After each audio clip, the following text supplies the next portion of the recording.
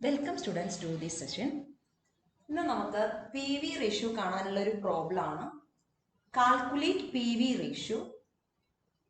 Profit when sales are rupees 30,000 and new BEP if selling price is decreased by 20% and selling price is increased by 20%.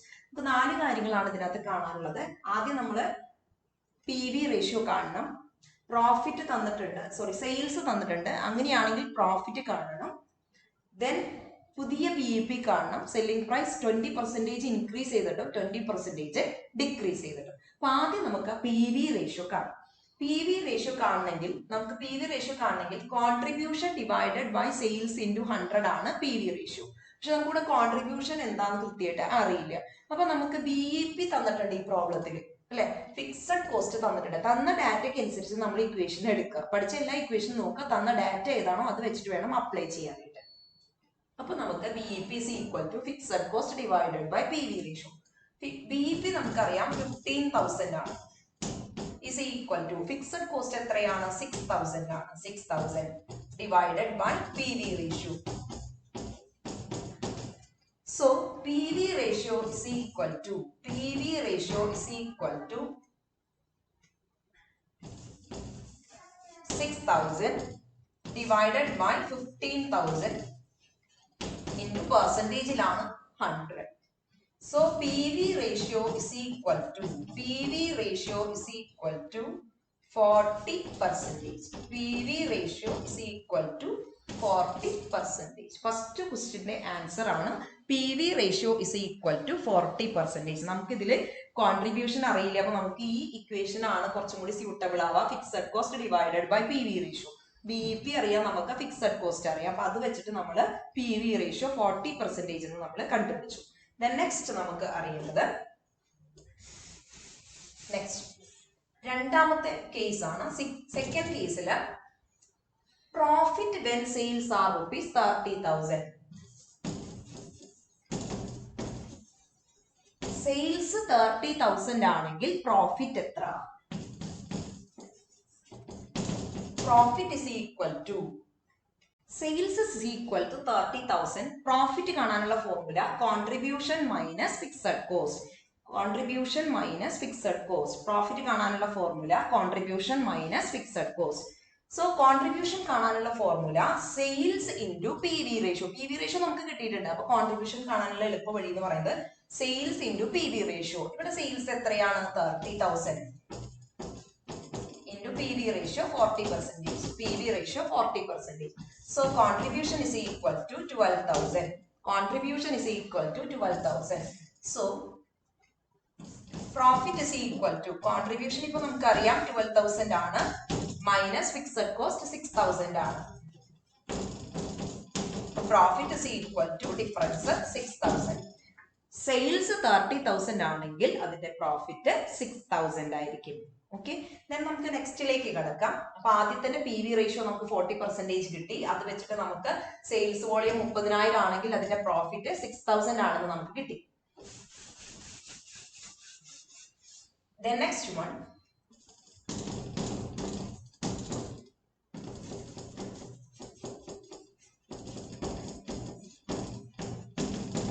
if the selling price is decreased by 20%, selling price എത്രയാണോ അതിന്റെ 20% കുറച്ചു കഴിഞ്ഞാൽ എത്രയായിരിക്കും BEP എന്നുള്ളതാണ് next question. Selling price ഉള്ളതിന്റെ 20% reduce ചെയ്ത് കഴിഞ്ഞാൽ പുതിയ BEP എത്രയായിരിക്കും? അപ്പൊ നമുക്ക് ഇപ്പോഴത്തെ സെയിൽസിനെ, sales is assumed as 100. Sales is assumed as 100%. അങ്ങനെയാണെങ്കിൽ അതിന്റെ 20% മൈനസ് ചെയ്യാണ്. So new selling price is equal to new selling price. ഇതാണ് നമ്മുടെ ശരിക്കുള്ള സെല്ലിംഗ് പ്രൈസ് 100% or 100. അങ്ങനെയാണെങ്കിൽ പുതിയ സെല്ലിംഗ് പ്രൈസ് എങ്ങനെ കാണാം? 100 മൈനസ് 100 ഇൻറ്റു 20%. 100 മൈനസ് നമുക്ക് ന്യൂ സെല്ലിംഗ് പ്രൈസ് 80 കിട്ടിയിട്ടുണ്ട്, അല്ലെ? 100 മൈനസ് 100 ഇൻറ്റു 20% 80 നമുക്ക് കിട്ടിയിട്ടുണ്ട്. സോ നമുക്ക് വേരിയബിൾ കോസ്റ്റ് കാണാം. നമുക്കറിയാം PV റേഷ്യോ 40% ആണ്. 100ല് 40% PV റേഷ്യോ ആണ്. PV ratio എന്ന് പറയുന്നത് contribution divided by sales into 100 ആണ്. അത് 40% ആണെങ്കിൽ ബാക്കി വരുന്നത് എല്ലാം എന്താണ്? വേരിയബിൾ കോസ്റ്റ് ആണ്. PV ratio 40% ആണ്. That is contribution divided by sales into 100 40% ആണെങ്കിൽ വേരിയബിൾ കോസ്റ്റ് എന്ന് പറയുന്നത് 100 മൈനസ് 40%. 100 മൈനസ് 40% ആണ്. So variable cost is equal to 60 ആണ്. Variable cost is equal to 60. So contribution is equal to S minus V. That is sales is equal to 80 minus variable cost is equal to 20. So C is equal to contribution is equal to 20 ആണ്. Contribution is equal to 20. So നമുക്കിനി പുതിയ PV ratio കാണാം. അപ്പോൾ നമുക്ക് contribution അറിയാൻ 20, selling price അറിയാം 80. അപ്പോൾ നമുക്ക് പുതിയ PV ratio കാണാം. New PV ratio is equal to contribution divided by sales into 100. New contribution is equal to 20. Selling price is equal to new selling price is equal to 8 into 100. That is equal to 25%. New PV ratio 25%. നമുക്ക് കാണേണ്ടത് ഏതാണ്? പുതിയ BEP, selling price കുറച്ചിട്ടുള്ള പുതിയ BEP. നമുക്ക് വീണ്ടും BEPയുടെ formula എഴുതാം. BEP is equal to fixed cost divided by PV ratio. Fixed cost divided by PV ratio. BEP is equal to fixed cost നമുക്കറിയാം 6000 ആണ്. PV റേഷ്യോ നമുക്കറിയാം, പുതിയ PV റേഷ്യോ 25% ആണ്. So BEP is equal to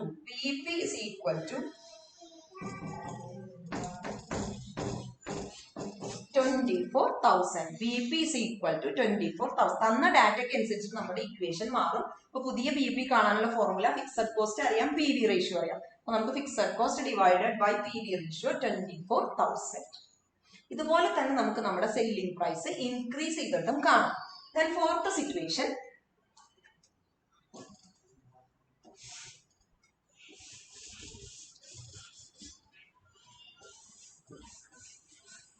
if selling price is increased by 20%, selling price is increased by 20%, assume the sales is rupees 100. New selling price is equal to 100 plus 120%. 100 plus 120%. So new selling price is equal to 120. New selling price is equal to 120. Variable cost remains same. Selling price ആണ് നമ്മൾ 20% increase ചെയ്തത്. അപ്പോൾ നമുക്ക് contribution കാണാം. Contribution is equal to sales minus variable cost.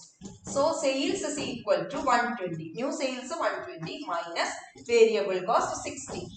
So contribution is equal to 60. Then നമുക്ക് new PV ratio കാണാം. ഇത് വെച്ചിട്ടുള്ള increase ചെയ്തിട്ടുള്ള പുതിയ PV ratio കാണാം. Contribution divided by sales into 100. That is contribution is equal to 60 divided by sales 120 into 100. So new PV ratio is equal to 50%. New PV selling price 20% increase ചെയ്യുമ്പോൾ PV ratio 50% ആണ്.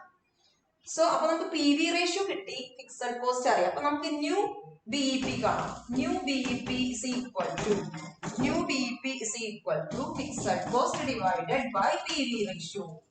Fixed cost divided by PV ratio. So fixed cost 6000, new PV ratio is 50%. 6000 divided by 50%, that is equal to 12,000.